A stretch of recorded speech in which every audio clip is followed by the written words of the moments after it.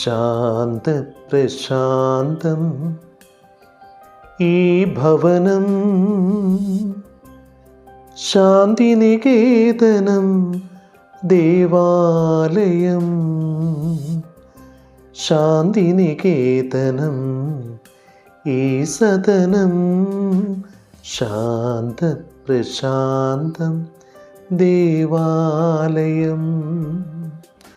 ഉൽപ്പത്തിയുടെ പുസ്തകത്തിൽ 28-ാമത്തെ അധ്യായത്തിൽ ബേർശബായിൽ നിന്ന് ഹാരാനിലേക്ക് യാത്ര പുറപ്പെട്ട പൂർവ്വ യാക്കോബ് സൂര്യൻ അസ്തമിക്കുമ്പോൾ തളർന്നവശനായി ഒരു കല്ലെടുത്ത് തലയണയായി വച്ച് മരുഭൂമിയിൽ സ്വസ്ഥമായി കിടന്നുറങ്ങുകയാണ്. രാത്രിയിൽ അവനൊരു സ്വപ്നം കാണുകയാണ്. അവനൊരു ദർശനമുണ്ടായി.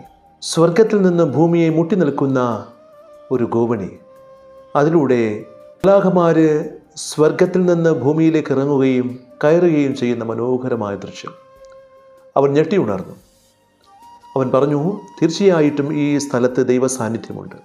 തീർച്ചയായിട്ടും ദൈവത്തിൻ്റെ ഭവനമാണ്, ദൈവത്തിൻ്റെ സാന്നിധ്യമുള്ള സ്ഥലമാണ്, സ്വർഗത്തിൻ്റെ കവാടമാണ്. അതുകൊണ്ട് അവൻ ആ സ്ഥലത്തിനൊരു പേരിട്ടു ബഥേൽ.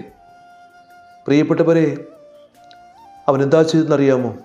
അവൻ അവിടെ തൻ്റെ തലയണയായി വച്ചിരുന്ന കല്ലെടുത്ത് അതിൽ എണ്ണയൊഴിച്ച് അതിനെ വിളക്ക് തെളിച്ച് അവൻ ആദ്യത്തെ ദേവാലയം പണി കഴിപ്പിച്ചു.